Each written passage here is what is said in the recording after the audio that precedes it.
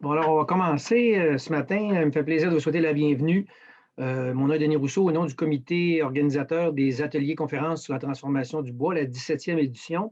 Et c'est le 5e et dernier bloc ce matin des ateliers virtuels. Alors, on vous souhaite la bienvenue et sans plus tarder, je vous laisse la parole à M. Simon Talbot, qui est notre modérateur, animateur pour les ateliers. Alors, toi, Simon.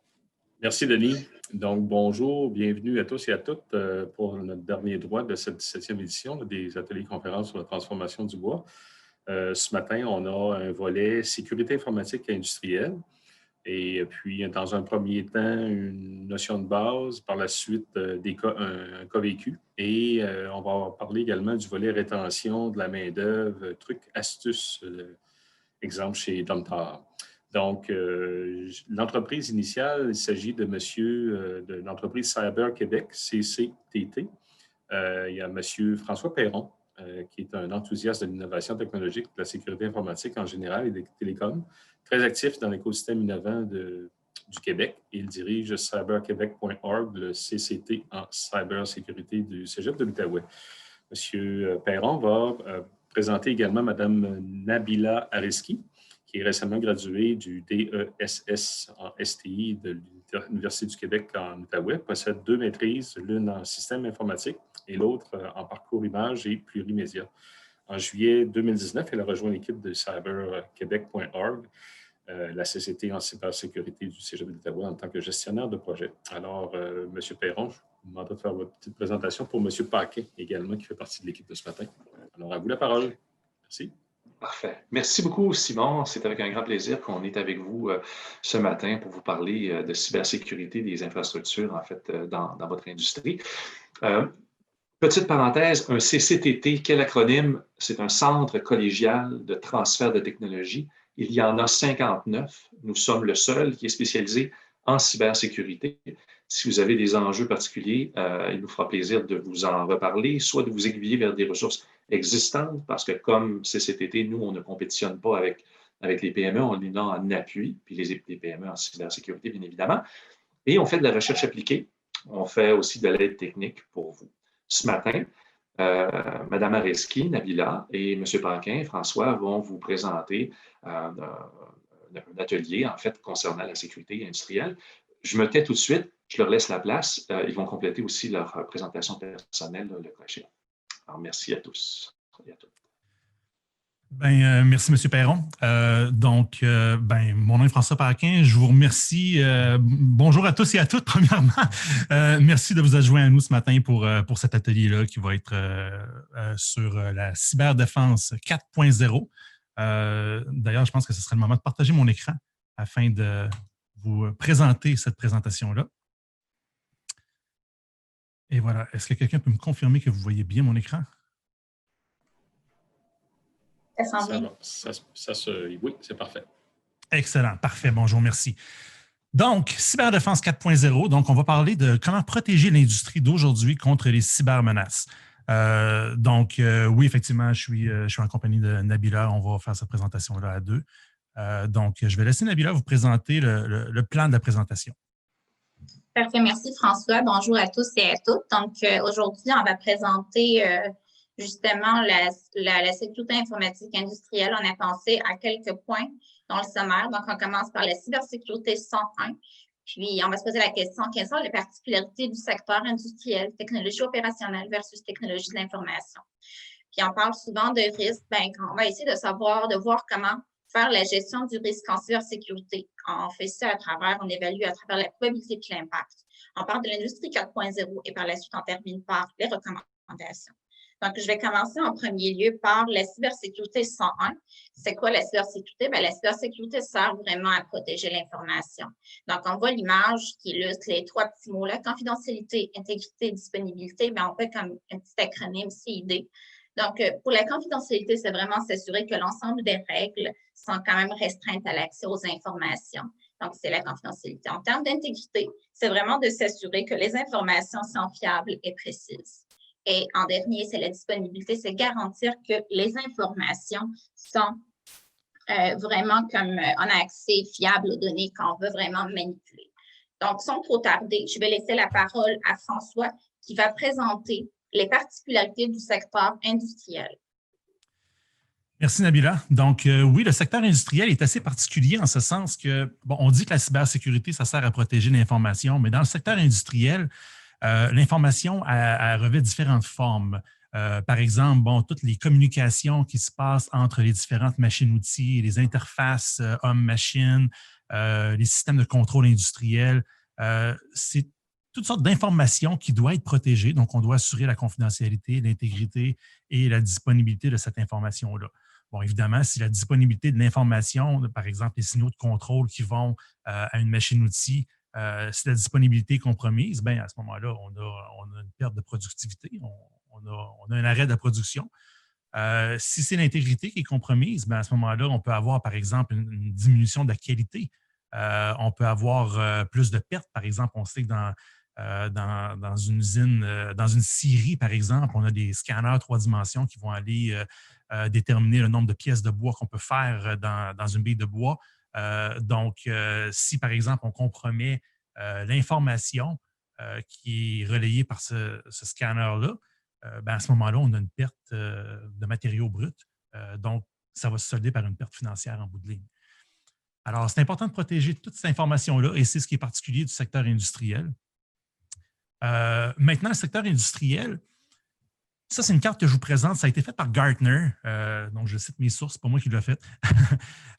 Donc, Gartner, eux, ils publient des métriques et des guides en cybersécurité à chaque année. Donc, ça, c'est quelque chose qu'ils ont fait pour le IT-OT. OT ou TO en français, c'est les technologies opérationnelles par opposition aux technologies de l'information qu'on retrouve dans le monde informatique traditionnel, par exemple. Donc, les technologies opérationnelles, on retrouve à la base, si on regarde les 6 couches, donc on voit la couche 0, on voit, bon, c'est là qu'il y a les robots. Bon, les robots, là, on est très loin de R2D2. Là, ça va être des bras robotisés, par exemple, qui peuvent faire des soudures ou qui peuvent faire, par exemple, une scie qui serait contrôlée par un automate programmable. Ça constituerait une forme de robot dans un sens. C'est n'importe quoi dans une usine qui peut produire une action sans l'intervention humaine. Ben, c'est un robot, essentiellement. Les actuateurs, il peut s'agir de cylindres hydrauliques, pneumatiques qui vont, par exemple, je ne sais pas, tourner des billes de bois sur un convoyeur, ça peut être des actuateurs. Les drives qui vont contrôler les différents moteurs dans l'usine. Et la partie super importante aussi, c'est écrit sensors, donc les capteurs en français. C'est eux qui vont informer les systèmes de commande de la situation dans l'usine, dans le fond. Alors, on va avoir des capteurs de pression, des capteurs de température, des capteurs de tout genre, dans le fond, qui vont évaluer la qualité de la production, l'efficacité de la production, l'état des différents systèmes. Et tout ça, après ça, c'est envoyé à la couche supérieure qui est la couche de contrôle. C'est là qu'on va retrouver les interfaces homme-machine. Et c'est là que le trouble commence. Parce que c'est là qu'on retrouve des systèmes qui sont connectés sur Internet, évidemment. Donc, on voit qu'il y a un lien physique entre la couche de contrôle, en fait, toutes les machines-outils, toute l'usine en tant que telle et le monde extérieur à l'Internet à travers cette fameuse couche-là. Bon, évidemment, ils ont mis la petite boîte rouge, un firewall, qu'on appelle un pare-feu en français, en espérant que ça réglerait la majorité des problèmes. Oui, c'est sûr que ça prend un pare-feu, sauf qu'un pare-feu, ce n'est pas quelque chose qui est infaillible et il faut qu'il soit extrêmement bien configuré pour faire un travail efficace. Parce qu'en haut de ça, là, on voit, il y a les opérations de contrôle. Donc, c'est là qu'on va avoir, par exemple, tous les logs, toute la journalisation des activités. Et puis, en haut de ça encore, si on monte dans la couche DMZ, donc la zone démilitarisée, on va voir les différents services de l'entreprise qui vont être accessibles de l'extérieur. Alors là, on voit que directement, on a un accès dehors. Donc, de l'extérieur, on pourrait attaquer le réseau en interne. Et quand on regarde le réseau en interne, on voit qu'il n'y a pas de séparation physique entre les différentes composantes. On a directement accès au réseau de production, généralement à travers le réseau de l'entreprise.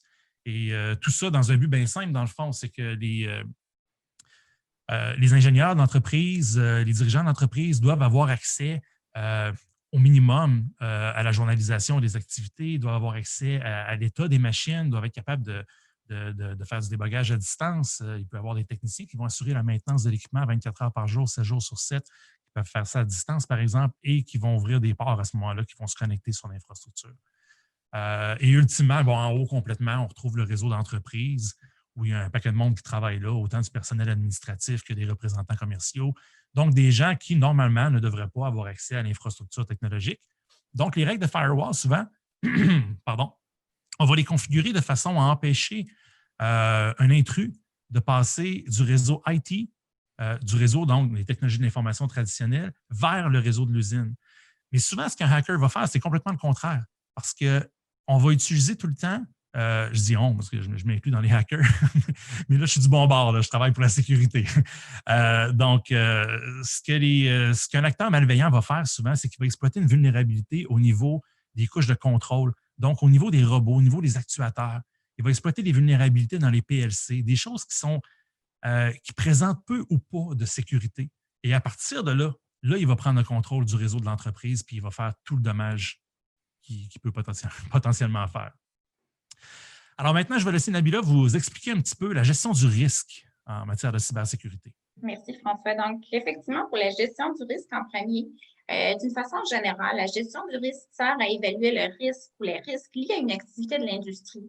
Donc, ici en particulier, c'est en lien avec l'industrie forestière. Donc, on évalue en fonction de la probabilité puis l'impact. On essaie de réduire le risque. Idéalement, de l'avoir comme dans la zone numéro 1, c'est acceptable, mais ça peut être comme, disons, 2, 3, 4, significatif, critique et inacceptable. Si on va aller voir, explorer dans le domaine de l'industrie forestière, qui pourrait cibler l'industrie forestière? Donc, on parle ici de la probabilité. Donc, on sait quand même que l'industrie forestière, au niveau de l'économie, c'est comme assez, pas majeur, là, mais comme assez élevé. Ça fonctionne quand même très bien. En termes de menaces potentielles, ça peut venir directement de l'employé frustré ou d'une nation étrangère. Donc, c'est là que la cible peut arriver en premier lieu. Si on pose l'autre question, quelles seraient les chances de succès d'une cyberattaque?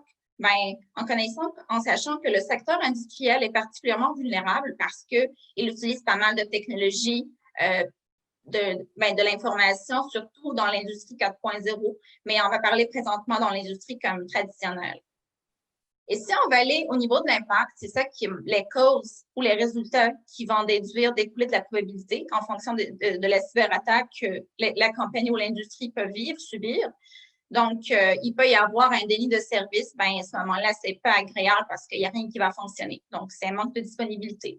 Il peut y avoir un vol de propriété intellectuelle. À ce moment-là, c'est comme l'enjeu de la concurrence qui va rentrer dans cette situation-là. Puis, un vol d'identité, il n'y a rien qui va fonctionner parce que c'est comme l'entreprise X, elle va perdre son identité, donc c'est comme sa réputation qui va partir aussi, ça découle les pertes financières. Mais encore plus grave, dans la slide qui était avant en termes d'impact, les niveaux, ça peut aller plus loin, significatif. À ce moment-là, c'est la perte des vies humaines parce que si, mettons, une machine, on parle d'une série, c'est une machine qui perd son intégrité en termes de calibration, ça peut causer des pertes humaines à ce moment-là. Donc, ça, c'est vraiment le côté industriel. Je vais laisser François continuer en détail par rapport à la cybersécurité côté industriel. Oui, merci Nabila. Donc, la cybersécurité industrielle traditionnelle, ça inclut, par exemple, des automates programmables, des protocoles de communication qui ont été développés essentiellement dans les années 70-80. Donc, ça a été conçu pour être très résistant dans un environnement industriel. Donc, c'est résistant au bruit. On parle de bruit, par exemple, les perturbations électromagnétiques, des choses comme ça, des vibrations. C'est de l'équipement qui peut supporter des chaleurs particulières, comme par exemple un ordinateur conventionnel dans un centre de données. Il va être dans un environnement climatisé, puis on fait bien attention pour ne pas trop brasser, pour ne pas briser les disques durs. Un automate programmable, c'est conçu pour travailler dans un environnement industriel. Sauf que ce n'est pas conçu pour la sécurité. Il y a beaucoup de vulnérabilités, par exemple, au niveau du protocole SCADA Modbus TCP, qui est un protocole qui est utilisé abondamment par les automates programmables Allen-Bradley, qu'on retrouve beaucoup dans l'industrie forestière, qu'on retrouve dans les scieries. Il y a peu ou pas de mise à jour des composantes logicielles qui sont faites. Et souvent, quand une compagnie sort des mises à jour, puis c'est drôle, justement, je regardais ça ce matin pour voir s'il y avait des mises à jour récemment sur Allen-Bradley, et je suis allé consulter la base de données nationale de vulnérabilité, donc le National Vulnerability Database. Et puis, j'ai trouvé 47 vulnérabilités sur des PLC Allen Bradley, dont 5 qui ont été trouvées cette année. Donc, il y a encore des hackers qui exploitent activement ce type de vulnérabilité-là présentement. Et évidemment, les compagnies d'automates programmables et de différentes composantes industrielles, quand ils voient des vulnérabilités comme ça qui sont mises au grand jour, oui, ça arrive qu'ils sortent des correctifs. Généralement, c'est ce qui se passe. Sauf que les gens sont réticents souvent à appliquer les correctifs parce qu'ils se disent présentement, ma production fonctionne, ça marche bien. Alors, je n'ai pas envie de compromettre l'intégrité de ma production présentement en appliquant une mise à jour qui pourrait peut-être déstabiliser mes systèmes. Alors, ils ne le feront tout simplement pas. Alors, c'est pour ça qu'on parle d'une architecture qui est coquille dure, centre mou. C'est qu'au centre, tout l'aspect opérationnel est très, très, très vulnérable et on fait notre possible pour sécuriser le périmètre, l'infrastructure IT essentiellement. Sauf que, naturellement, il y a des grosses limitations à ça. Donc, on se ramasse dans une situation assez précaire. Bon, la vulnérabilité du protocole Modbus TCP, il n'y a pas de confidentialité là-dessus. Donc, c'est une architecture qui est maître-esclave. N'importe quelle composante, par exemple, si moi, comme attaquant, j'arrive à compromettre une composante du réseau, je peux faire une élévation de privilège pour passer en mode maître. Et à ce moment-là, j'envoie les commandes que je veux aux autres composantes du réseau. Et le monde va tout simplement les exécuter parce qu'ils se disent que ça vient d'un maître. Ils ne valideront pas mon identité. Il n'y a pas d'authentification qui est faite. Il n'y a pas de confidentialité, pas d'intégrité. Donc, c'est des réseaux qui ne sont absolument pas sécuritaires d'aucune façon. Évidemment, ça, c'était avant la 4e révolution industrielle qui peut changer la donne un petit peu. On va écouter Nabila à ce sujet-là. Exact, merci. Donc, on voit ici comme la figure, là, il y a 4 révolutions industrielles. Donc, la première, ça a commencé environ vers fin du 18e siècle. C'est l'arrivée des appareils mécaniques. Il n'y avait pas d'électricité à ce moment-là. Donc, par la suite, la deuxième révolution, c'est en début du 20e siècle. C'est l'électrification des activités de fabrication qui apporte de véritables changements sur le plan de la productivité et des possibilités. Après ça, au niveau de la troisième révolution, c'est vers les années 1970, en début. Il y a l'apparition des circuits imprimés et la multiplication des systèmes électroniques, la version des ordinateurs, ainsi de suite. On arrive à la 4e révolution, c'est l'industrie d'aujourd'hui. C'est la multiplication des robots dans les usines, donc dans des activités de fabrication que celles en périphérie. Donc, en ce moment-là, c'est qu'on voit pas mal de connectivité. C'est les systèmes cybernétiques qui donnent à l'Internet des objets. Donc, il y a tout l'aspect de technologie avec la connexion où ça donne pas mal d'efficacité, mais ça expose aussi aux cyberattaques parce que la surface est plus vulnérable. Donc, c'est ça pour les révolutions. On arrive avec l'industrie 4.0, c'est les systèmes cybernétiques qui sont pas mal connectés.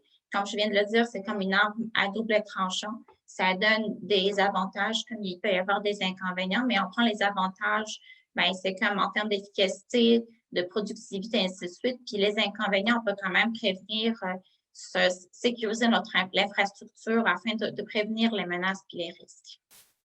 Oui, parce qu'évidemment, dans la transformation 4.0, on collecte le maximum d'informations pour être capable d'automatiser au maximum. Donc, ça veut dire qu'on rajoute des capteurs un peu partout dans notre entreprise.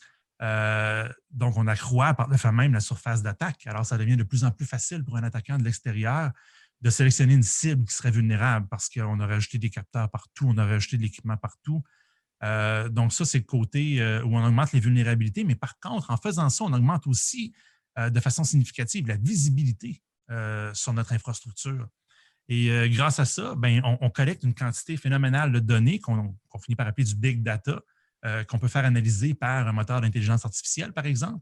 Et l'intelligence artificielle, à ce moment-là, va pouvoir déterminer le baseline, donc la base de référence, donc caractériser le comportement normal du trafic sur notre réseau. Alors, même si c'est un réseau qui, intrinsèquement, n'est pas sécuritaire du tout, on est capable de voir ce qui se passe sur le réseau, d'en dégager le comportement normal et donc de détecter les anomalies. Puis à ce moment-là, on va pouvoir avoir une alerte qui va informer un technicien qu'il y a peut-être quelque chose à regarder parce qu'il y a peut-être quelque chose qui se passe sur notre réseau qui ne devrait pas être là. Une présence malicieuse, une tentative d'intrusion, quelque chose comme ça.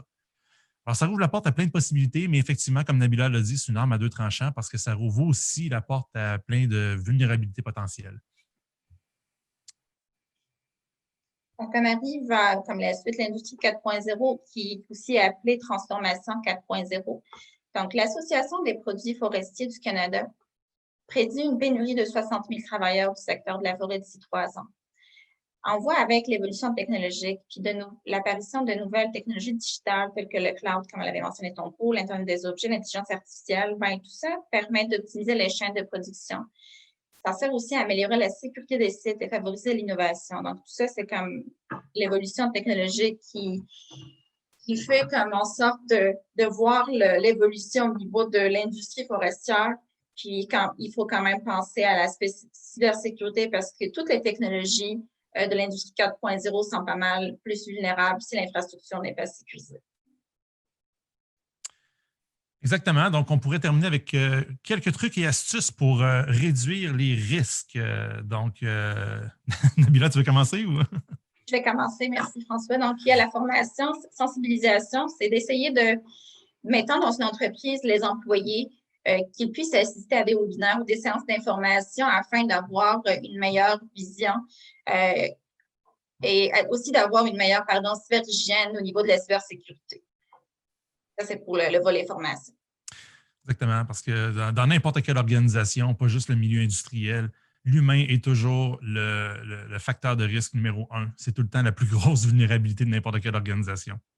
Donc oui, avoir une bonne cyberhygiène, ne pas écrire son mot de passe sur un post-it collant sur du clavier, ça, c'est une très, très bonne, une très bonne chose à faire. Donc, étant donné que l'humain est la principale cause de vulnérabilité, bien, le contrôle des accès logiques et physiques, ça va de soi. Donc, on ne permettra pas à n'importe qui d'entrer n'importe comment dans l'usine sans escorte parce que c'est trop facile de nos jours de brancher une clé USB n'importe où. De dropper un implant qu'on appelle, donc un code malicieux qui va permettre de prendre le contrôle à distance de l'usine une fois qu'on est parti. Et on veut contrôler les accès logiques. Donc, les gens à l'intérieur de l'usine doivent avoir le niveau de privilège dont ils ont besoin pour faire leur travail, pas plus. Parce que sinon, ben, ça ouvre la porte à d'éventuelles erreurs, des gens de bonne foi qui vont tout simplement commettre une erreur, ou encore des abus. Donc, des gens qui vont essayer d'abuser de leurs privilèges. Ce qui mène finalement aux cybermenaces. Exact. Donc, les cybermenaces, c'est vraiment d'essayer d'être à l'affût de tout ce qui se passe, là, de se renseigner. Le site mettant Conseil canadien en cybersécurité. Puis l'exemple qui m'est venu en tête, c'est vraiment, moi-même, je reçois pas mal de courriels qui sont pas mal malicieux. Puis la curiosité nous pousse de cliquer dessus, puis ça comme en est pas mal poigné. Donc, c'est de faire attention. C'est l'hameçonnage, juste un exemple. Donc, de rester comme informé en fonction de tout ce qui se passe au niveau technologique. Absolument. Laisse François finir avec les deux figures qui sont en dessous. Oui, donc combattre le feu par le feu et utiliser l'intelligence artificielle pour surveiller et protéger vos infrastructures. J'en ai parlé un peu tantôt. Donc, le feu, à la base, c'est quoi? On automatise à l'extrême, on a des capteurs partout, donc on devient vulnérable dans une certaine mesure, mais on peut combattre le feu par le feu, on peut utiliser toute cette information-là pour avoir une bonne vue d'ensemble de notre organisation et utiliser l'intelligence artificielle à notre avantage pour déceler justement les tentatives d'intrusion, les anomalies sur notre réseau. Et à ce moment-là, on se ramasse avec quelque chose qui est pas mal plus sécuritaire. Donc, c'est d'utiliser, dans le fond, l'industrie 4.0 à notre avantage, être conscient des dangers que ça peut présenter si ce n'est pas configuré adéquatement et être conscient aussi des forces que ça l'offre et les utiliser justement pour notre profit, pour sécuriser notre organisation, tout simplement. Donc, je vous invite à nous contacter si vous avez, des questions, n'importe quand. Il va y avoir une période de questions, mais si vous désirez nous contacter par après, Cyber-Québec est disponible pour fournir de la formation, de l'information, de l'aide technique et de la recherche appliquée. C'est le mandat d'un CCTT. Alors, nos adresses courriels sont indiquées à l'écran. Ça complète notre présentation. Je vous remercie infiniment. Merci pour votre écoute. Moi, je dis merci à Nabila et à François pour cette belle présentation-là. Et comme il a été mentionné, nous sommes prêts à entendre vos questions. Très bien. Donc, merci François et Nabila pour votre présentation. Elle est très intéressante. On a, je crois, peut-être quelques questions. Je vais aller vérifier au niveau du panéliste, là.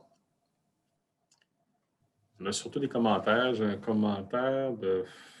Bon, c'est sûr qu'ici...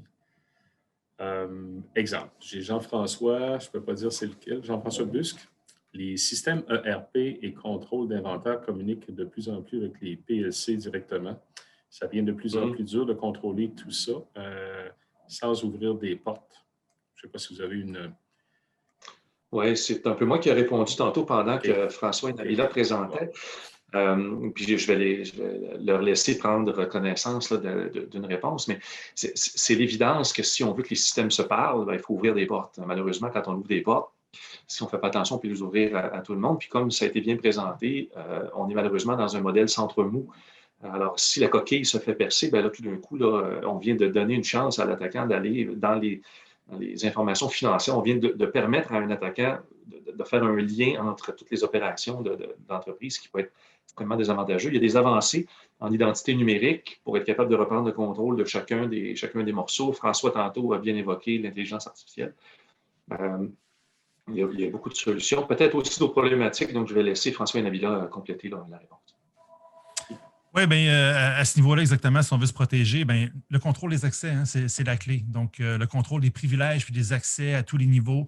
Les règles de pare-feu, les règles au niveau des systèmes de détection d'intrusion, comme j'expliquais au début, souvent, c'est fait pour empêcher le trafic de passer du monde IT traditionnel vers le monde opérationnel. Il ne faut pas négliger l'autre bord aussi. Donc, il faut monitorer les intrusions de l'autre côté aussi parce que les plus grosses vulnérabilités se trouvent en bas dans le modèle de Gartner que je vous montrais, donc au niveau vraiment des infrastructures industrielles. Donc, c'est vraiment un bon contrôle d'accès. Si vous voulez vérifier si vous êtes vulnérable ou pas à ce niveau-là, bien, un test d'intrusion, c'est toujours quelque chose qui est très utile. À ce moment-là, on peut procéder à un test d'intrusion. On peut voir si on avait, par exemple, des intentions malicieuses, quel genre de dommages on pourrait faire à l'organisation. Il y a beaucoup de compagnies qui sont spécialisées dans des tests d'intrusion comme ça. Donc, nous, Cyber-Québec, étant donné comme M. Perron l'a mentionné, on ne compétitionne pas l'entreprise privée. Au contraire, on la supporte. Ben, ça nous fera plaisir à ce moment-là de vous mettre en contact avec des intervenants du milieu qui pourront vous aider s'il y a lieu. Merci. J'ai une question d'Alain Gingras. Oui, pour la prévention, mais quelles sont les stratégies pour l'hameçonnage avant, mais aussi après, si possible? C'est drôle parce qu'au départ, on devait justement présenter une présentation sur le hameçonnage qu'on a changé pour quelque chose qui est plus axé au niveau industriel, plus adapté peut-être à cette industrie-là. Mais le hameçonnage, c'est valide dans n'importe quel secteur d'activité. Donc, une façon de se prémunir contre le hameçonnage, c'est de se poser les bonnes questions, c'est d'être prudent. J'ai reçu une tentative d'hameçonnage, justement, pas plus tard que ce matin sur mon téléphone cellulaire. On m'informait que ma carte de crédit de la Banque Scotia a été révoquée. Il fallait que je clique sur un lien pour avoir plus de détails. Je n'ai pas de carte de crédit de la Banque Scotia. Sauf que souvent, les gens sont curieux et ils se disent « Hein, ben voyons, j'ai pas de carte. Qu'est-ce qu'ils veulent? On va cliquer pour le fun. » Alors, il faut résister à cette curiosité-là, évidemment. Donc, les pièces jointes qui vont être dans un courriel, si on ne sait pas de qui ça vient, on n'ouvre pas ça. Même si on pense qu'on sait de qui ça vient, toujours vérifier l'adresse de provenance. Donc, par exemple, si je reçois un courriel de M. Perron, ben, c'est sûr que je vais m'empresser de le lire. Mais s'il y a des pièces jointes dedans, je vais vérifier 2 fois. Est-ce que c'est bien la bonne adresse de M. François Perron? Ben, si c'est l'adresse, par exemple, je ne sais pas, moi, Tidjo64 commercial, je reste en Chine.com. Là, je ne veux pas cibler la Chine en particulier comme un acteur malicieux, c'est un exemple que je donne. Faut toujours être prudent naturellement. Des acteurs malicieux, il y en a dans tous les pays, il y en a partout. Donc, à ce moment-là, il faut vérifier, il faut faire ces vérifications-là. Est-ce que ça vient vraiment de la personne que je pense?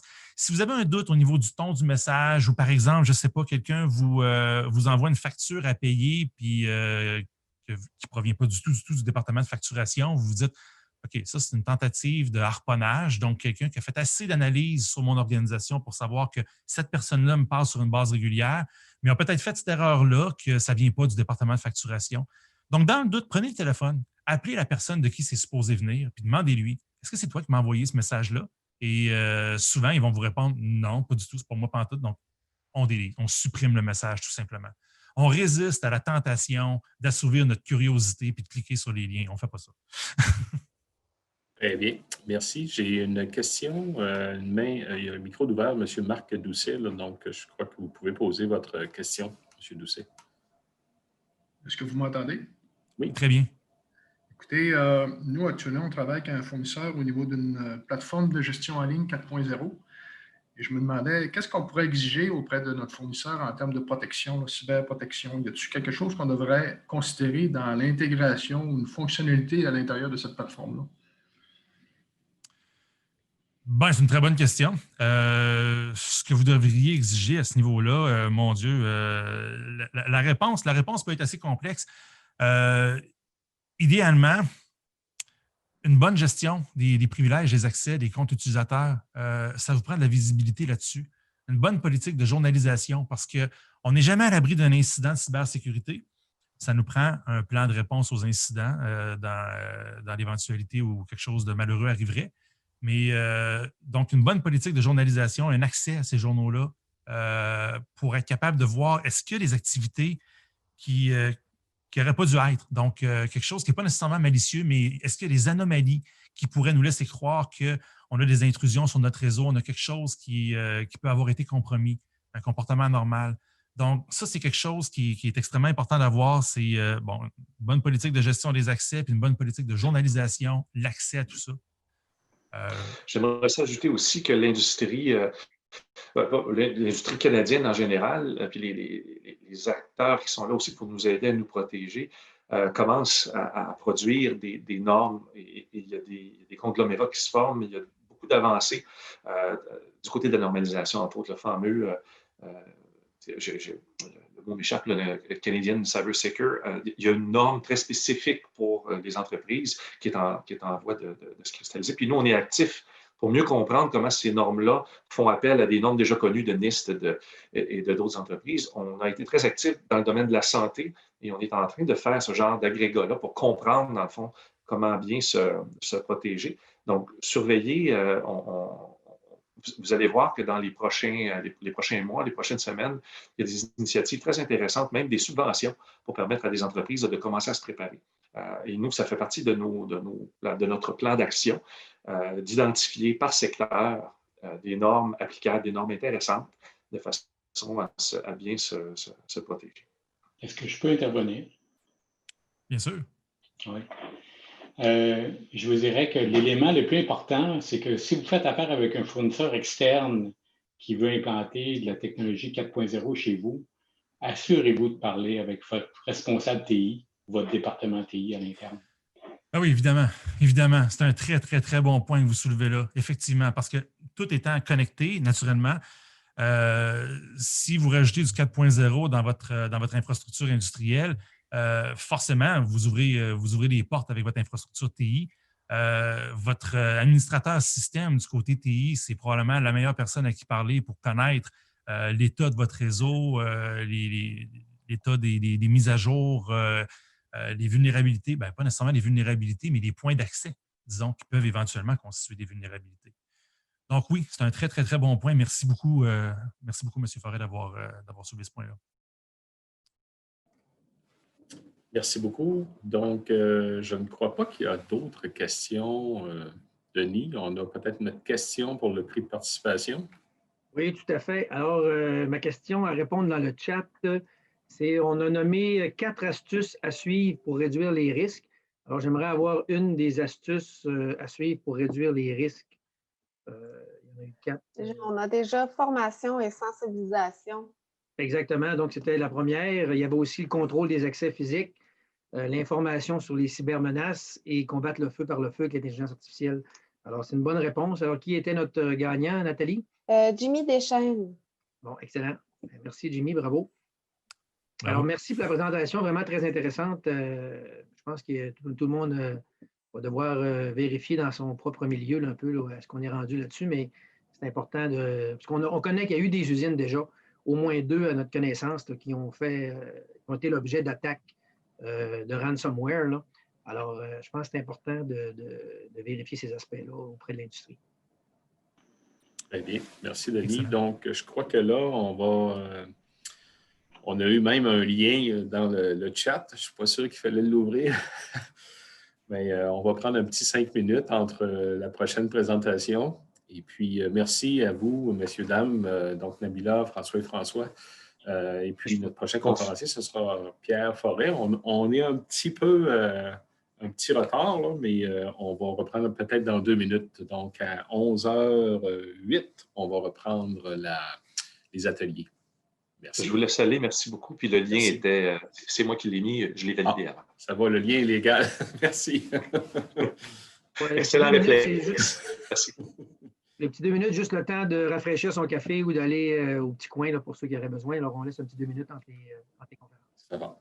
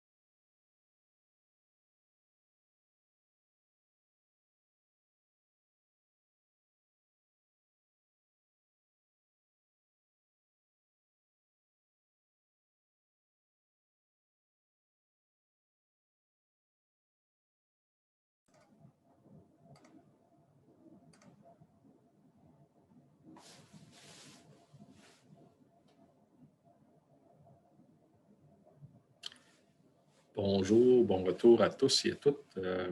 On va poursuivre donc notre dernier grand droit pour ce matin, aux ateliers conférences. Et pour l'instant, on a parlé initialement de sécurité informatique industrielle. Là, on va avoir un exemple de suite de cas vécu avec M. Pierre Forêt d'Artopex. M. Pierre Forêt, je vais en profiter pour vous présenter. Donc, il est directeur des TI chez Artopex depuis 2017. Il possède au-delà de 37 ans d'expérience en informatique, support technique, infrastructure, programmation, analyse, gestion, etc. Il a notamment exercé chez Solmax International, Laboratoire Confab, Human Pharma, Orléans Express, Entreprise Voyageurs. Alors, M. Forêt, sans plus tarder, je vous laisse la parole pour la sécurité informatique industrielle. Bonjour tout le monde. Je vais d'abord partager mon écran un peu. Voilà, tout le monde voit mon écran, c'est bon? Oui. D'accord. Alors, voilà, on m'a demandé aujourd'hui de faire un témoignage sur ce que c'est quand on est dans une PME puis on vit une cyberattaque. Parce qu'Artopex a été victime de ça en 2018. Alors, comme mentionné par François, moi je suis directeur des TI depuis 2017 chez Artopex. Auparavant, j'ai travaillé un paquet d'endroits, Solmax International, le monde pharmaceutique, Orléans Express. Je cumule 37 ans d'expérience en toutes sortes de niveaux, support technique, infrastructure, programmation, analyse, gestion, ainsi de suite. Donc, j'ai vu à peu près toutes les technologies depuis les années 80. Alors, chez Artopex, je suis actuellement en charge d'une équipe de 7 personnes chez Artopex. Et auparavant, on était 10. Mais on s'entend, avec la pandémie, il y a eu un peu une réduction de main-d'œuvre. En 2018, le 19 septembre, on a été victime d'une cyberattaque au ransomware. Alors, qu'est-ce que c'est un ransomware? C'est un virus malveillant qui est généralement qui est introduit à travers un courriel d'un de vos membres de l'entreprise et qui va venir encrypter tous les fichiers sur ce poste de travail-là ou accessible à travers ce poste de travail-là, par exemple, à travers les répertoires réseau, et qui va faire en sorte que les fichiers sont illisibles. On ne peut plus travailler avec ces fichiers-là. Et par la suite, les pirates vont demander une rançon en retour de la clé de décryptage qui va vous permettre de réaccéder à vos données. Puis la clé, souvent, on vous demande de payer en bitcoins, puis ça peut être quelques milliers jusqu'à quelques millions de dollars. Depuis quelques années, on voit également une menace additionnelle qui est une menace de publier des données privées de l'entreprise au grand public.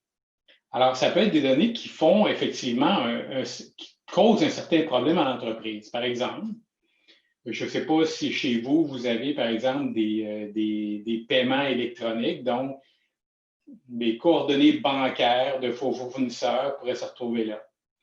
De l'information sur vos employés, carte d'assurance sociale, tout ça. Cette information-là peut être exfiltrée dans le cadre d'une attaque et on menace de la rendre publique si vous ne payez pas la rançon.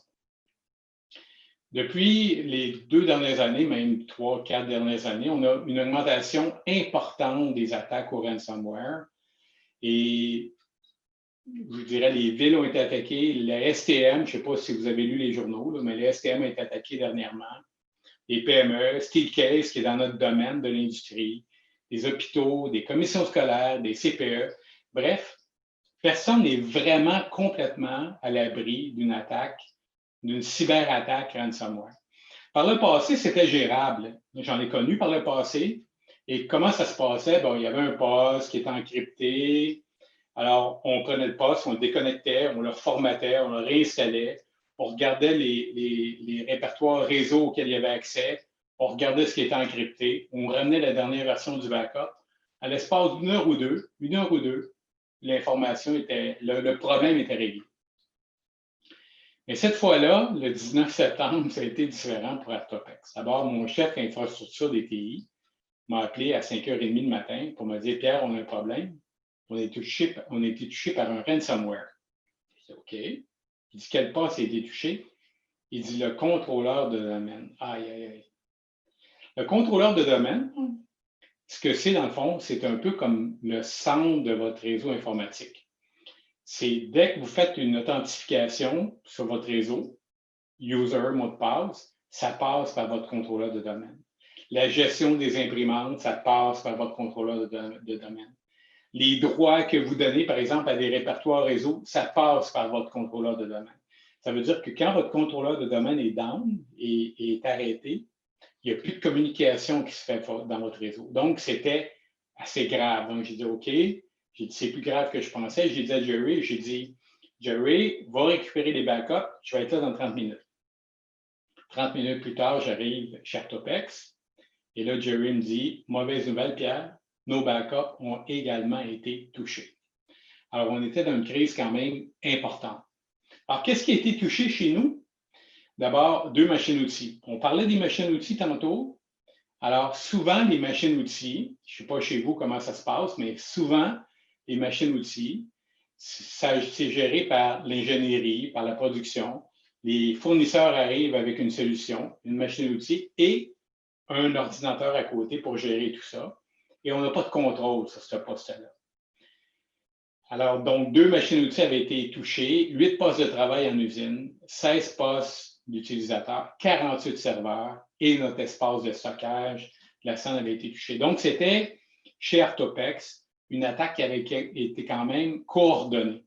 En fait, je vous dirais même qu'on l'a su par la suite, c'est que c'est une attaque l'intrusion avait eu lieu 2 semaines auparavant. Donc, ça veut dire que les pirates s'introduisent sur votre réseau informatique et par la suite évaluent un peu ce qui se passe pour voir comment est-ce qu'on peut vous faire le plus mal possible.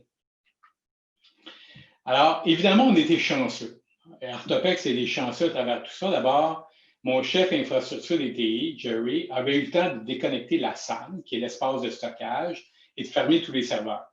Alors, ça a permis d'éviter que l'encryption se propage de façon plus large. Évidemment, la SAN a une technologie interne qui permet en sorte que les données sont dupliquées. Hein, parce que si on a une panne matérielle, par exemple sur un disque dur, bien, les données sont ailleurs. Donc, la duplication, en fermant la SAN, ça fait en sorte que la duplication faisant en sorte qu'on demeurait encore accessible à nos données, malgré le fait que nos backups avaient été touchés. Et autre coup de chance pour Artopex, on était en train de migrer notre ancien ERP vers un nouveau. L'ancien ERP était sur une plateforme Unix.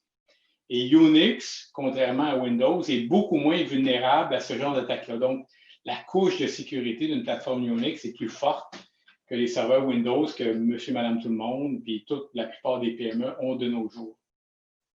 Donc, notre système principal fonctionnait encore correctement. On était capable d'entrer les commandes, on était capable de créer des bons de travail dans l'usine, de faire de l'expédition, de la facturation. Donc, tout ça fonctionnait quand même correctement.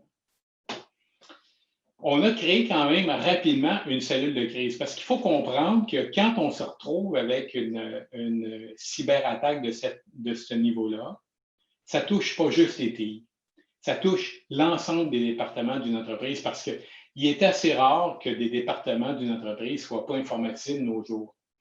Alors, c'était piloté vraiment avec brio, avec notre VP Finance et TI, qui était Simon Lapointe chez Artopex, avec les pouvoirs. Donc, Daniel Pelletier, qui était l'actionnaire principal, a dit à Simon, je te donne plein de pouvoirs, donc si tu veux engager les dépenses, tout ça, fais ça, organise-toi pour que ça marche, puis qu'on soit de retour opérationnel.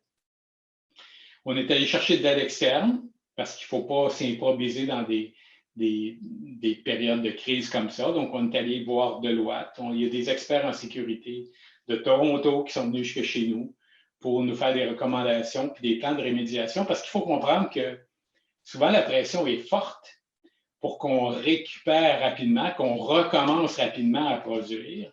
Sauf que d'un cas comme ça, j'ai en tête, par exemple, une entreprise de Granby qui a été frappée 3 fois par un ransomware. Donc, la première fois, ils ont ramené les opérations telles qu'elles étaient, ils ont été frappés une deuxième fois, ils l'ont ramené, ils ont été frappés une troisième fois. Donc, il ne s'agit pas juste de ramener les systèmes tels qu'ils étaient auparavant. Il faut tenir compte du fait que si nos systèmes avaient des failles, il faut être capable de les corriger avant de ramener nos systèmes en place. Donc, on a créé une cellule de crise et la gestion de crise a vraiment été bien faite. Là, je vous dirais, là, Simon Lapointe, c'est comme numéro 1 là, comme en gestion de crise. On avait une gestion quotidienne avec tous les directeurs d'usine. Directeur d'usine, RH, finance, tout le monde était là à tous les jours. On lui communiquait un peu le statut de où on en était, quels étaient nos plans d'action, comprendre quelles étaient les problématiques qui venaient de ces différents départements-là pour trouver des solutions.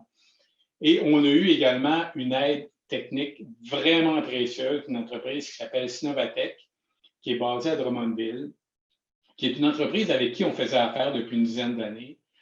Et je vous dirais que eux, Daniel Landry, entre autres, qui était un des propriétaires, ont été avec nous, 15-16 heures par jour, assis avec nous pour s'assurer qu'on était capable de repartir nos opérations correctement.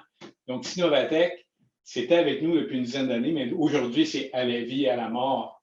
Alors, quand un nouveau fournisseur veut rentrer, c'est comme, oubliez ça, là. Nous, c'est avec Sinovatech qu'on fait affaire. Alors, le retour opérationnel dans l'usine était à 95% après 48 heures. Mais je vous le dis, on était vraiment chanceux que ça puisse se faire aussi rapidement. Alors, au-delà de tout ça, on a fait un post-mortem pour identifier quelles étaient nos faiblesses par rapport à ça. Et je vous dirais qu'un des éléments qu'on a identifié, c'était qu'on avait été négligent face à l'antivirus. Alors, l'antivirus n'était pas sur tous les postes, pas toujours actif, pas toujours à jour. Et peut-être que l'antivirus aurait pu détecter le virus, mais sur ces postes-là, il n'a pas pu le faire. Ensuite, on avait des machines-outils qui n'étaient pas protégées par un antivirus. Parce qu'on parlait tantôt, qu'est-ce qui arrive quand un fournisseur arrive avec une solution 4.0 qui veut rentrer un ordinateur dans l'usine? Souvent, on dit, donne-moi un accès avec Internet, puis ça va être réglé. Mais dans les faits, c'est que ces postes-là, il faut s'assurer qu'ils sont protégés correctement. C'est pour ça que je mentionnais tantôt, assurez-vous que si vous rentrez une solution dans votre usine, que votre responsable informatique est au courant pour s'assurer que la protection de votre réseau est assurée. Alors, ensuite, on avait des vieux postes. Windows XP, vous en avez peut-être, des machines-outils, on s'entend, des fois, ça vient avec des vieilles solutions sur Windows XP qui ne sont pas protégées. Ensuite, la mise à jour systématique des logiciels, le Windows XP, Windows XP, les serveurs. La mise à jour n'est pas faite systématiquement contre les failles de sécurité. Les pirates connaissent ces failles-là. Et les pirates exploitent ces failles-là pour rentrer dans votre réseau.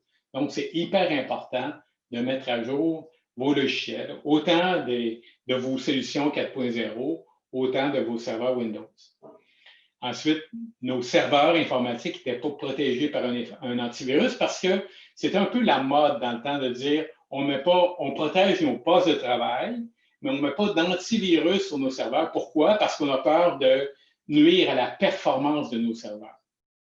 Mais dans les faits, je vous l'ai dit tantôt, 48 de nos serveurs ont été affectés par le ransomware.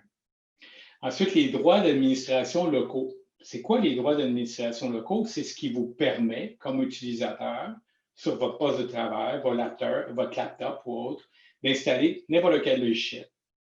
N'importe quel logiciel veut dire aussi, potentiellement, à votre insu, d'installer un logiciel malveillant qui va causer des problèmes dans votre réseau informatique. Alors, beaucoup d'utilisateurs avaient des droits d'administration locaux à l'interne dans notre réseau. Ensuite, on avait des backups déconnectés. Des backups connectés, pardon. Qu'est-ce que ça veut dire? Ça veut dire qu'on faisait nos backups à tous les jours, de façon systématique. À tous les jours, on copiait nos données dans un site distant. Le problème, c'est que quand les pirates sont rentrés dans notre réseau informatique, notre site distant était connecté. Et donc, ils ont eu accès à cette information-là pour altérer nos backups qui étaient connectés. Ensuite, on avait certains postes qui étaient ouverts durant la nuit, inutilement. Les gens le font des fois pour dire « Ah, c'est plus rapide le lendemain matin quand je démarre mon ordinateur. » Mais évidemment, ces postes-là ont été encryptés. Alors, aujourd'hui, depuis la crise qu'Artopex a vécue, on est plus solide. On n'est pas parfait, mais on est plus solide. D'abord, quotidiennement, on vérifie. On s'assure que l'antivirus est sur tous les postes de travail et que l'antivirus est à jour et activé. On s'assure également que nos backups ont bien fonctionné. On a maintenant une stratégie de backup déconnectée. D'ailleurs, suite à la crise qu'on a vécue, Daniel Pelletier, qui est un des actionnaires, un des présidents d'Artopex, avait parlé à M. Bouchard, je pense qu'il était président de la Banque nationale. Il disait qu'à la Banque nationale, sont revenus à des backups sur des tape backups. Alors, il y a eu une époque où on disait les tape backups, ben, c'est out, c'est pas performant. Mais c'est parce qu'un tape backup, une fois que tu l'as mis sur le tape, puis tu as mis ton tape dans une voûte, il n'y a pas un hacker qui est capable de rentrer là-dedans, à moins d'accéder physiquement à ta voûte. Alors, nous, ce qu'on fait, c'est qu'on a maintenant des backups déconnectés. Ce n'est pas avec des tapes, on le fait avec des disques durs externes qui sont connectés. Donc, on copie nos backups là quotidiennement et là, sont déconnectés par un technicien. À tous les jours, on roule avec un autre set de backups qu'on embarque, puis tout ça. De sorte que si on est infecté, on a nos backups. Parce que si vous n'avez pas vos backups, si vous n'avez pas une copie de vos données et que vos données sont encryptées, vous n'avez pas vraiment le choix de payer la rançon. Ensuite, au niveau des droits d'administration locaux, maintenant, c'est limité uniquement aux gens des TI. Fait que vous voulez installer un logiciel sur votre poste, vous allez avoir un pop-up à l'écran qui va demander un compte d'utilisateur que vous n'avez pas. Et donc, vous allez devoir faire un ticket ou une demande au niveau de votre département des TI pour installer le logiciel sur votre poste. Et les TI vont vérifier d'abord, est-ce que c'est un logiciel qui est autorisé par l'entreprise? Est-ce que c'est un logiciel qui est sécuritaire? Est-ce que ce n'est pas un logiciel malveillant, par exemple? C'est le genre de choses qu'on va faire. Ensuite, les comptes qui ont des droits augmentés, c'est-à-dire des droits d'installer des logiciels, par exemple, ont ce qu'on appelle la double authentification. Qu'est-ce que c'est? La double authentification, ça veut dire que si je me connecte avec mon user, mon mot de passe, il va me demander sur mon cellulaire, voulez-vous autoriser cette connexion-là? En gros, ce que ça veut dire, c'est que si quelqu'un arrive à voler mon mot de passe et qu'il essaie de se connecter en mon nom, au nom de Pierre Forêt, en se disant Pierre Forêt, directeur d'ITI, il doit avoir des droits particuliers, bien, ça va popper sur mon cellulaire. Et si moi, je ne dis pas OK, ces gens-là n'arriveront pas à se connecter. Donc, c'est hyper important pour des gens qui ont des droits augmentés sur votre réseau d'avoir la double authentification. On a également mis en place les filtres ATP de Microsoft. On est sur Microsoft 365 depuis quelques mois. Les filtres ATP, ce que ça fait, c'est que quand quelqu'un reçoit un courriel chez vous avec un hyperlien, alors si on clique sur l'hyperlien, on s'entend qu'un hyperlien peut mener sur un serveur qui va télécharger un logiciel sur votre poste. Les filtres ATP, ça fait en sorte que ça fait une redirection, c'est-à-dire que vous cliquez sur un hyperlien dans votre logiciel, ça l'amène dans ce qu'on appelle une espèce d'espace de Microsoft qu'on appelle un sandbox, où eux analysent la pertinence de chacun des liens pour déterminer si c'est un lien dangereux ou pas. Et si c'est un lien dangereux, l'utilisateur, quand il va cliquer sur le lien, ça va lui donner un gros écran rouge en lui disant « ce lien est dangereux ». Alors, ça permet, par exemple, d'éviter que les gens vont télécharger un logiciel malveillant à partir de leur poste, un peu à leur insu, parce qu'on s'entend que les gens, ce n'est pas tous des experts en informatique. Ensuite, on a mis en place des outils de surveillance sophistiqués. Alors, on a fait affaire avec une entreprise québécoise qui s'appelle StreamScan, qui est vraiment, je vous dirais, vraiment pas en avance, là, mais je vous dirais, c'est dans le top, là, vraiment, de la gestion des anomalies. Ce qu'ils font, c'est que StreamScan ont mis en place chez nous une espèce de serveur interne qui écoute tout ce qui se passe au niveau du réseau. Alors, il écoute, par exemple, ce qui se passe entre un client et un serveur, entre un client, un ordinateur et un autre utilisateur, pour voir qu'est-ce qui pourrait être anormal dans le comportement. Et c'est des outils qui utilisent l'intelligence artificielle, on en parlait tantôt, parce qu'évidemment, il y a comme des centaines de milliers de possibilités, et eux analysent tout ça pour être capables de dire à un moment donné, c'est pas normal que ce poste de travail-là vienne essayer de rentrer sur, mettons, un poste de travail en usine, essaie de communiquer de façon intense avec un site web sur Internet, par exemple. Alors, eux détectent une anomalie et vont venir lever le flag en disant « Oh, attention, chez vous, il y a un problème, vous devez intervenir. » Et par la suite, c'est à nous de prendre la balle et s'assurer qu'on va intervenir pour isoler ce poste de travail-là et éliminer la menace. D'ailleurs, StreamScan, je ne sais pas si vous l'avez vu, le 9 novembre, dans le Journal de Québec, ils ont fait l'objet d'un article et ces gens-là ont mis en place leur outil pour protéger les F-18 de l'armée canadienne parce que ce n'est pas juste les PME qui sont attaqués de nos jours, c'est tout ce qui est électronique qui peut être attaqué. Alors, ce qu'il disait, Karim, qui est le président de StreamScan, disait « Les États-Unis n'ont pas le monopole de la connaissance. Au Québec, on est capable de bien faire les choses. Et pourquoi pas favoriser des entreprises québécoises qui ont le talent pour le faire. » Et de notre côté, on a également une vigilance accrue du personnel. Donc, dès que quelqu'un a quelque chose qui lui paraît un peu louche, il n'hésite pas à venir communiquer avec le département des TI pour nous dire « Hey, ça, c'est normal, qu'est-ce que je devrais faire? » Alors, qu'est-ce qu'on a appris? Qu'est-ce qu'on a appris de cette crise-là?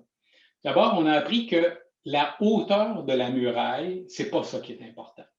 Des fois, on se dit, je vais mettre tellement une muraille informatique haute qu'il n'y a pas personne qui va être capable de rentrer. Mais dans les faits, si un jour un pirate informatique veut rentrer chez vous, il va rentrer chez vous. Ça, c'est certain. Alors, l'enjeu véritable, ce n'est pas tellement de dire, je vais mettre une muraille tellement haute que je vais les empêcher de rentrer. L'enjeu véritable, c'est de dire, quel est le temps de détection? Combien de temps ça va me prendre pour détecter qu'il y a quelqu'un qui est rentré chez nous? On le mentionnait tantôt chez Artopex, ils sont rentrés 2 semaines avant de déclencher l'attaque. Si on avait pu détecter à ce moment-là qu'un intrus était rentré, on aurait pu tout arrêter ça là, on aurait pu le tuer dans l'œuf, mais on lui a laissé le temps d'évaluer un peu tout ce qui se passait au niveau de notre réseau. Donc, le temps de détection, c'est ça qui est l'enjeu véritable. Le deuxième enjeu, c'est qu'une fois que vous l'avez détecté, combien ça vous prend de temps pour réagir?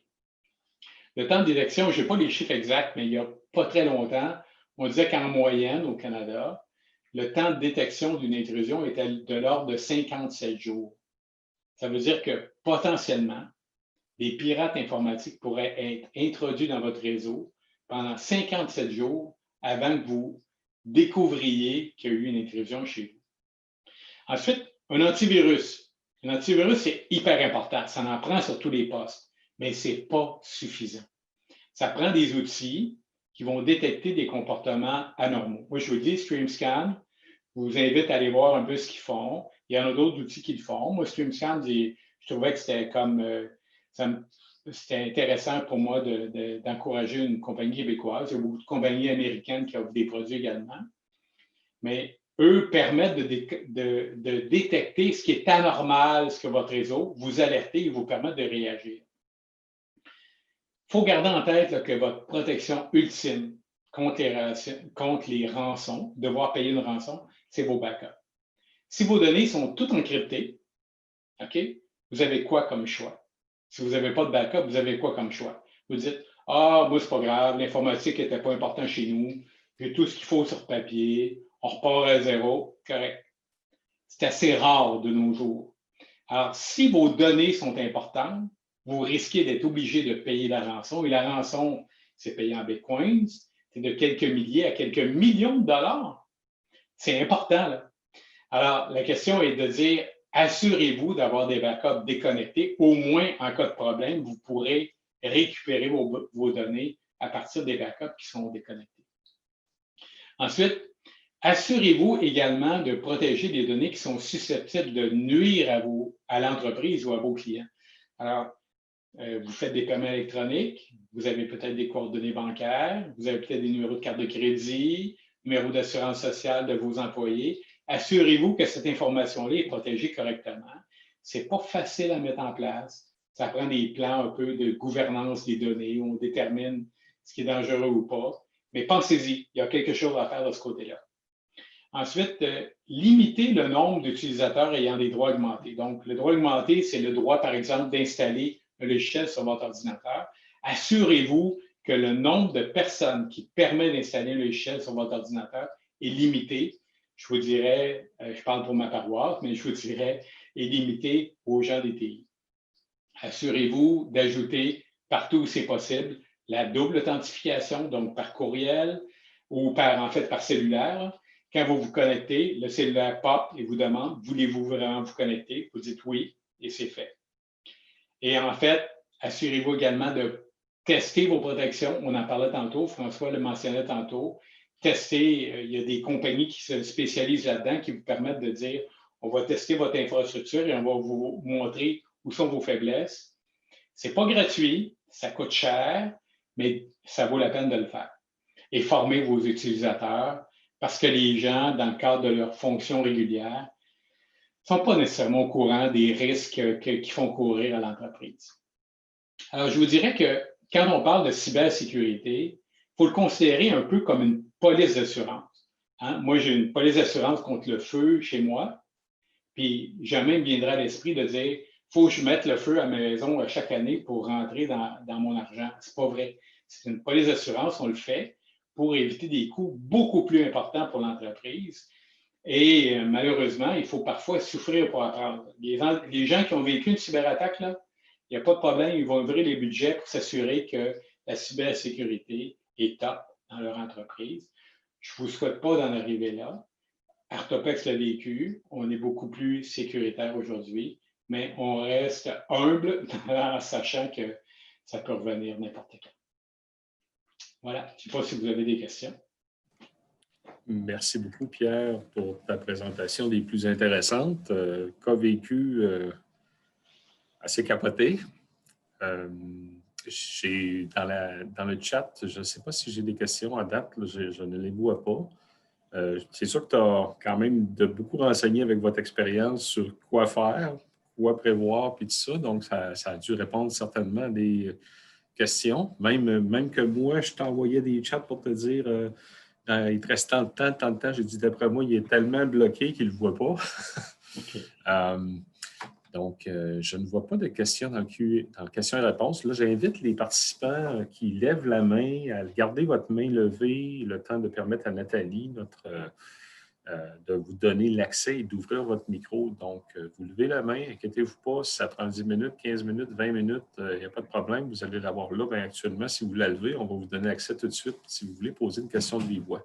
Sinon, on va aller directement au niveau du chat et je ne crois pas que j'avais de questions. Alors, on va demander à Denis d'intervenir puis de nous poser la question pour la participation. Oui. Alors, la question va être facile. Alors, quelles caractéristiques devraient avoir les backups suite à ce que M. Forest a dit? Et oui, alors je pense que la réponse a apparu rapidement. Là. Des backups doivent être déconnectés tel qu'on vient de l'apprendre. C'était facile, cette question-là. Mais je pense que c'est important et c'est une très bonne proposition de M. Forest là-dessus. Alors, Nathalie, le gagnant? Sébastien Bruno est le premier à avoir répondu. Exactement. Donc, petite question, Denis, est-ce qu'au CIFQ, les backups sont déconnectés? C'est mieux de répondre oui. Oui, les backups sont déconnectés en ce sens qu'on est sur des tapes aussi, comme M. Forest disait. Alors, les tapes sont ramassées tous les jours.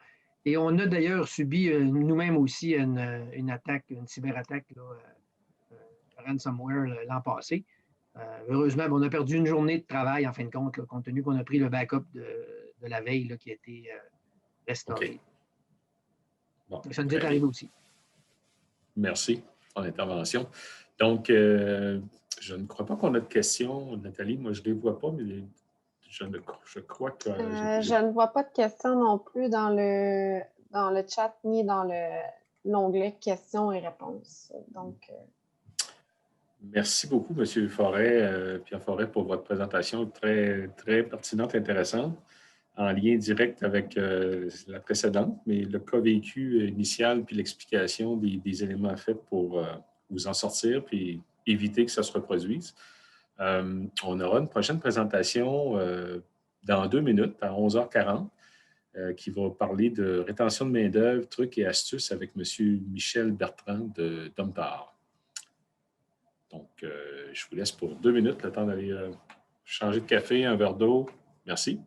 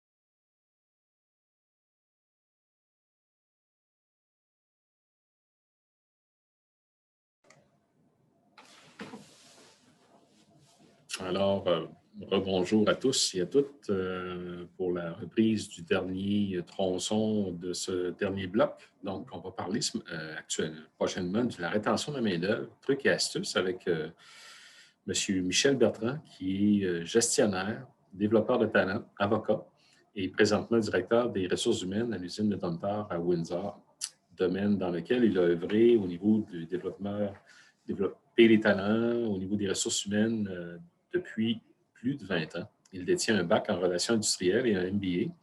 Il a occupé des rôles conseil et de gestion des opérations au Québec et à l'étranger. Alors, M. Bertrand, je vous laisse la parole et bienvenue. Donc, bonjour tout le monde. Je suis bien content d'être ici ce matin. Et puis, en plus, je suis la présentation de fermeture. Donc, c'est un peu comme je suis le dessert, la série sur le Sunday ou le dessert avant le dîner comme tel. Donc, j'espère dans les prochaines minutes pouvoir vous partager quelques idées, mais surtout un programme qu'on a développé, qui est un programme d'accueil, qui est vraiment un outil clé dans la rétention de la main-d'œuvre. Donc, je vais vous partager ma présentation immédiatement en mode diaporama. Donc, tout le monde ici, tous les participants ont déjà été embauchés dans une entreprise et j'en suis convaincu, avaient vécu des expériences positives et d'autres un peu moins positives. Donc, je suis convaincu que dans le groupe des participants, il y a des gens qui sont arrivés le premier jour de leur emploi dans une nouvelle organisation et puis il n'y avait pas d'ordinateur ou il n'y avait pas de bureau ou leur patron était parti en vacances ou la personne de ressources humaines n'était pas au courant du dossier ou ne savait pas que c'était cette journée-là. J'ai même eu des situations d'horreur où est-ce qu'il y a eu un changement d'heure dans la fin de semaine qui a fait en sorte que le nouveau joueur, la recrue, n'a pas arrêté pendant 1 heure dans le lobby de l'organisation. Donc, on a tous vécu des histoires d'horreur comme ça. Et bien que ma conférence a pour thème trucs et astuces au niveau de la rétention, bien, moi, je vais parler beaucoup de l'accueil et de l'intégration. Pourquoi je vais parler de l'accueil et de l'intégration? Parce qu'aujourd'hui, le monde du marché du travail a changé. Et ce ne sont plus les candidats, ce ne sont plus les entreprises qui choisissent des candidats pour se joindre à eux, c'est l'inverse. C'est les candidats qui choisissent des entreprises, qui vont vous choisir. Et tout le processus de recrutement, oui, c'est une activité de grande séduction pour séduire le candidat pour qu'il vienne se joindre à nous. Mais bien souvent, une fois que le contrat est signé ou que l'offre est acceptée, bien, on se dit « Ah, bien, parfait, j'ai atteint mon objectif, j'ai recruté ma perle rare. » Et puis, elle va commencer dans 2 semaines ou 3 semaines, le temps qu'elle donne son préavis. Et puis, ça va être un autre chapitre qui va s'ouvrir. Combien de gens décident de quitter l'organisation ou décident d'être désengagés de l'organisation dans les premières semaines de leur accueil? Parce que ce qu'ils vivent n'est pas tout à fait ce qu'on leur a vendu en entrevue. Ce qu'ils vivent amène une certaine incompréhension par rapport à comment ça fonctionne. On peut même en donner une impression de chaos comme tel. Donc, la rétention de la main-d'œuvre, ça commence avant même d'avoir embauché quelqu'un et non pas une fois que la personne est en place. Donc, c'est ce dont je vais vous parler. Domtar, donc, on est rendu maintenant à près de 170 ans d'histoire. À l'usine à Windsor, depuis déjà 1 siècle et demi, c'est la 4e usine à Windsor comme telle, elle a été bâtie en 1987. Donc, on a à peu près 850 employés et on produit 650 000 tonnes par année de papier fin. Donc, c'est une usine de pâte et papier qui fait du papier de photocopie ou pour les imprimeurs. Donc, c'est du papier blanc fait à partir de fibres vierges. On a nos propres forêts, donc 25% de notre fibre vient de nos propres forêts, puis un autre 25% des producteurs forestiers, autant publics que privés. C'est une usine, c'est la plus grande usine intégrée au Canada, où est-ce qu'on fait la transformation totale, donc de la bille de bois jusqu'à la feuille de papier dans une rame, dans une boîte strappée sur une palette comme telle. Donc, c'est une usine donc avec un haut niveau de fierté et on a des gens qui ont 40 ans, 45 ans de service à l'usine. En gros, quand les gens commencent à Windsor, ils prennent leur retraite de l'usine. On est très fiers d'avoir une main-d'œuvre très, très stable à cet effet-là. Au niveau des cadres, on a plusieurs employés syndiqués qui deviennent cadres et on recrute effectivement aussi à l'extérieur de l'organisation puisqu'on a aussi une main-d'œuvre vieillissante et donc à chaque année, je dois renouveler ma main-d'œuvre. Évidemment, si vous avez des questions ou en cours de route, ça va me faire plaisir d'y répondre. Donc, là, je vais vous présenter un outil qui est notre outil qui est très visuel, qui définit le parcours d'accueil et d'intégration. En gros, ça se décline en 3 étapes. Avant le premier jour, donc avant la journée, le jour comme tel que le nouveau joueur arrive et le premier mois. L'usine étant ce qu'elle est, à la grosseur de l'usine, c'est important d'avoir l'implication de tous les départements. Quand quelqu'un se joint à l'usine de Windsor, bien, il faut qu'il comprenne dans quel environnement il travaille, qui fait quoi, comment ça fonctionne. À ce moment-là, chacun des départements est impliqué, donc chaque directeur de service est impliqué et rencontre les nouvelles recrues de façon systématique. Aussi, on a voulu responsabiliser davantage les employés. On essaye de s'éloigner, même si on a une organisation dont les valeurs sont l'agilité, l'innovation et l'engagement. L'engagement qui vient, c'est la déclinaison de l'engagement qui est le caring. Donc, on s'occupe de notre monde. Bien, on ne veut pas être mère poule puis papa poule avec nos nouvelles recrues. Oui, on veut bien les intégrer, mais ils doivent être responsabilisés, ils doivent s'approprier leur outil. Donc, on leur fournit une carte, donc comme telle, une carte d'accueil et d'intégration, et ils doivent s'assurer qu'elle est complète. Donc, ils doivent s'assurer d'atteindre chacun des objectifs.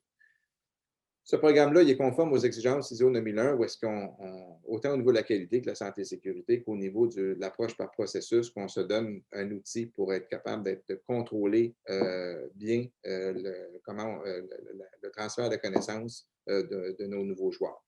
Et après un mois, on va avoir un sondage de satisfaction de la recrue qui va nous permettre de corriger le tir, savoir si on a échappé quelque chose pour s'améliorer, autant pour cet employé-là que pour le processus comme tel. Donc, ce que vous voyez là, puis là, vous pouvez tout vous rapprocher de votre écran, là, je comprends que c'est petit, mais en même temps, à la fin de la présentation, j'ai inclus mon adresse courriel.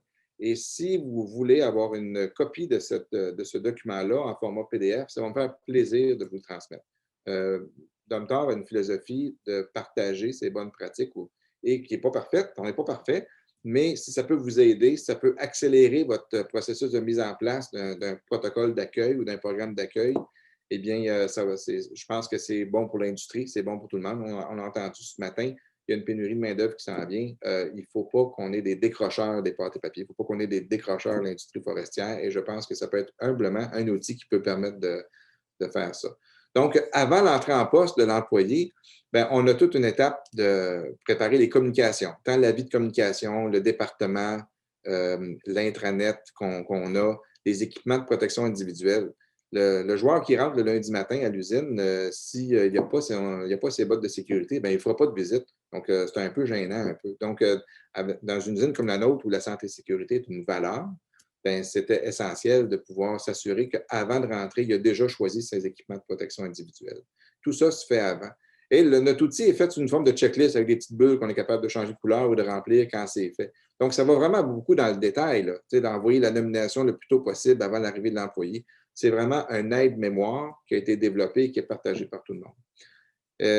Effectivement, enregistrer un nouvel employé dans le registre des visiteurs, il est encore, la première journée, là, il n'y a pas sa carte d'employé encore, donc il est encore un visiteur. Bien, c'est un peu gênant, quelqu'un qui arrive à la guérite, puis oui, bonjour, c'est ma première journée, vous êtes qui, vous êtes où? Puis, bien, je n'ai pas été mis au courant. Ça commence mal. Donc, c'est un petit détail, mais si on ne le met pas dans une feuille, puis si on se fie uniquement à ce que quelqu'un va s'en rappeler, bien, ce quelqu'un-là peut-être va être en congé ou en congé maladie ou en télétravail, il oubliera, puis là, finalement, on va avoir un échec au niveau de l'accueil et l'intégration. Et on lui envoie avant son adresse courriel personnelle, on va communiquer avec l'employé avant l'entrée en poste, bien, voici le plan, voici ce que tu vas avoir et les informations qui sont requises, de sorte que l'employé se sent déjà attendu. C'est ce qu'on essaye de faire. Ensuite, on va fixer une rencontre avec le gestionnaire et son adjointe. Donc, rapidement, il faut être capable de s'assurer que l'accueil se fasse par le gestionnaire. Il y a toute une question administrative au niveau de l'ouverture du dossier, de même que toute la préparation du matériel qui est prévu, donc les accès informatiques et tout ça. il n'y a rien de pire que d'avoir quelqu'un qui est à son poste de travail, puis il n'y a pas d'ordinateur, puis on lui dit, ah, il est backorder, ça va être 3 jours, 4 jours. Bien, pendant ce temps-là, bien, il lit des rapports annuels. Ça ne commence pas bien un accueil et ça, tout de suite, bien, pendant 3-4 jours, peut-être que l'employé va se mettre à chercher un autre job, ce qu'on ne veut pas.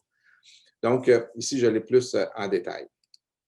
Le premier jour, ou le jour de l'arrivée, bien là, on a vraiment détaillé le plan de match. Donc, encore là, c'est propre à notre réalité et à nos processus qui sont en place. Mais l'exercice qu'on a fait conjointement avec les gestionnaires nous a permis de dresser la liste de toutes les choses qui ont besoin d'être faites et puis d'identifier dans chacun des cas bien, qui est le responsable, qui est là en soutien pour faire en sorte que ça fonctionne. On planifie exactement une rencontre à la fin de la semaine 1. Et puis, on a des questions. Comment se passe ton accueil, ton intégration jusqu'à maintenant? Quels éléments aimerais-tu voir dans les prochaines semaines? Qu'as-tu le plus apprécié de ton accueil jusqu'à maintenant? Quels sont les éléments que nous pourrions améliorer? Informer l'employé sur le mécanisme de suivi des éléments de l'accueil et de l'intégration. Donc, cette activité-là, comme telle, permet de tâter le pouls et de faire du renforcement sur l'intégration qu'on veut faire. Ensuite, on va avoir dans cette journée-là un dîner avec l'équipe, avec le gestionnaire. Là, maintenant, c'est un peu plus difficile avec la COVID parce qu'on limite les rapprochements. On a le dossier de santé également au niveau du département, comprendre comment le département fonctionne. Ensuite, dans le premier mois, là, on va retrouver plusieurs activités. Donc, il y a l'accueil départemental, tous les éléments qu'il y a au niveau du département, l'accueil général avec les différents outils de gestion qu'on utilise, tant au niveau du développement des connaissances qu'au niveau des différents programmes qu'on a d'avantages sociaux qu'on peut avoir. La culture, la vision de l'usine, c'est tellement important. Une usine comme la nôtre, qui a 170 ans d'histoire, c'est une culture qui est très, très forte. Et quand on a des gens qui viennent de l'externe, qui viennent d'une autre organisation, bien, il peut y avoir un choc culturel des fois. Donc, comment on peut mitiger ça pour être capable de bien préparer nos gens et s'assurer qu'on a du succès? Et à la fin, à la fin du processus d'accueil, avoir un bilan complété, les différents documents qui ont besoin d'être complétés pour être conformes à notre processus, et si dans le cas d'un audit, qu'on a tout ce qu'il faut comme tel. À la fin, bien, on a un sondage de satisfaction qui est fait sur SurveyMonkey, bien simple, pas très, très compliqué. Donc, oui, il y a juste 6 questions, mais on dit qu'il y a juste 6 questions, c'est facile, mais il y en a une qui en a 16. Donc, dans les faits, là, il y a à peu près 24 questions, 22 questions qui sont posées pour être en mesure de s'améliorer de ce côté-là. Donc, ce qu'il nous reste à faire, bien, c'est standardiser nos accueils départementaux parce que c'est un peu à la saveur, pas du mois, mais plutôt la saveur du gestionnaire et de l'équipe. Et puis, nos prochaines étapes, c'est adapter le modèle pour nos employés syndiqués qui se retrouvent en Beauce au niveau de nos opérations forestières et nos employés syndiqués de l'usine en ce moment où on a un accueil qui est davantage uniquement axé sur la santé et sécurité et sur l'appropriation du rôle technique dans le département, mais qui n'est pas aussi exhaustif au niveau de la compréhension de l'usine ou ça. Donc, on a du travail à faire de ce côté-là.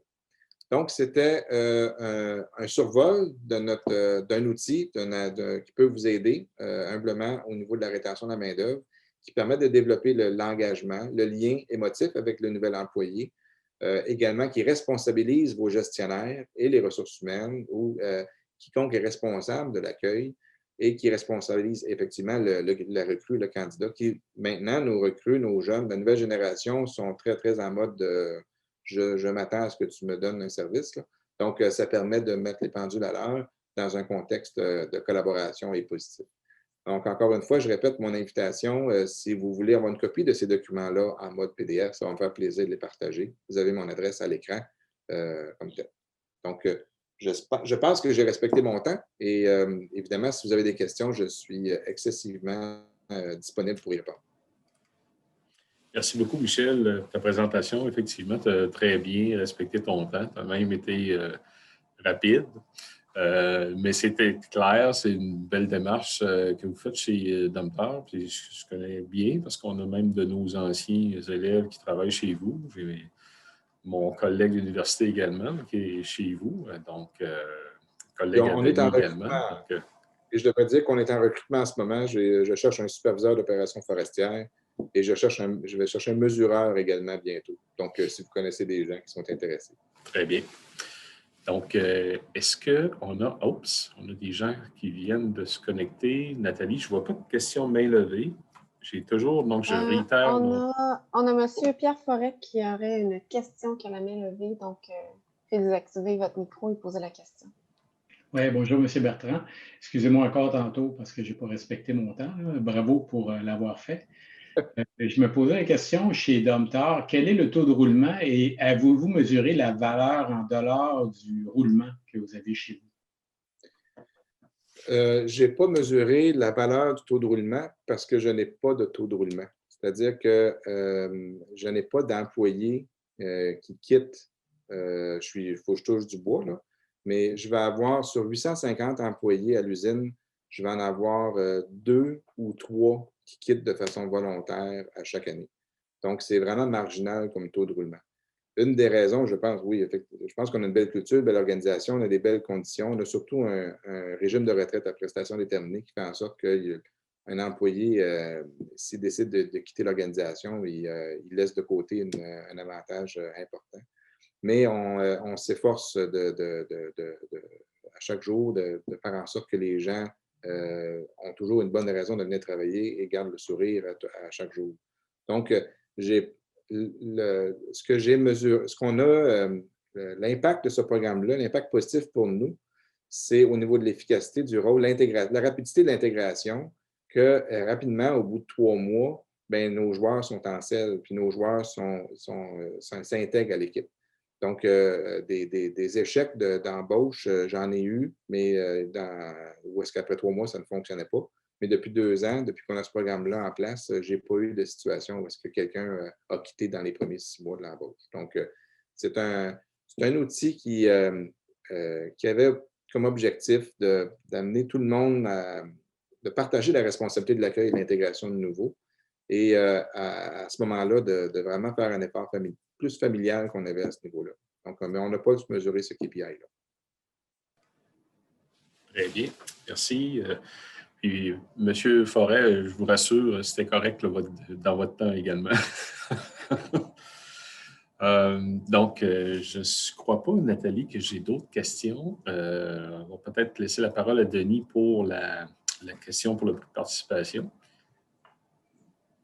Oui, alors la question pour le prix de présence, c'est qu'il y avait 3 niveaux dans la présentation de Domtar, donc 3 niveaux dans le temps où est-ce que le plan s'échelonnait pour l'accueil des nouveaux employés. Alors, j'ai voulu avoir les 3 niveaux de temps qui ont été présentés, à laquelle les actions se font. Je ne sais pas si ma question est claire, là, mais 3 échelles de... On a une réponse dans le Q&R, finalement, là, avant le jour 1 et 1 mois après. Exactement. Donc, c'était ça. C'est exactement les 3. Au niveau de l'échelle du temps, les interventions qui sont faites par Domtar, telles que la présentation de M. Bertrand le mentionnait. Donc, c'est la bonne réponse. Alors, notre gagnant est... Dominique Tremblay. Bon, excellent. Super. Alors, Dominique, bravo. Très bien. Donc, merci beaucoup, M. Bertrand, pour votre présentation. J'ai peut-être une question, mais c'est... Non, excusez, là, quand je regarde le chat, je regarde les Q&A, puis les questions-réponses, puis non, tout est correct. Donc, merci bien pour votre présentation, les plus pertinentes, intéressantes. Et puis, évidemment, vous avez répondu également pour le volet trucs, astuces pour la rétention, puisque c'est des départs plutôt d'exception qui arrivent annuellement. Donc, c'est parce que vous prenez bien soin de vos employés, vous êtes à l'écoute, et ainsi de suite. Bravo. Merci, merci. Alors, on va demander aux 3 panélistes d'ouvrir leur micro, leur caméra, parce qu'on va peut-être avoir des questions grand public, là, et puis là, c'est le temps plus que jamais, là, c'est le dernier droit pour la présentation de ce matin, aux 17e édition des ateliers conférences. On va espérer que l'an prochain, on va tous être en présentiel, mais on verra ce qui se passera.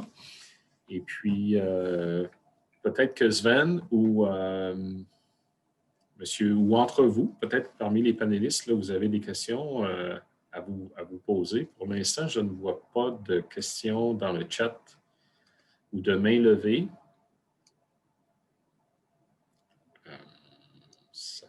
Donc, Denis, je vais te laisser la parole. Peut-être Sven Gustafsson, si tu as une question. Ou,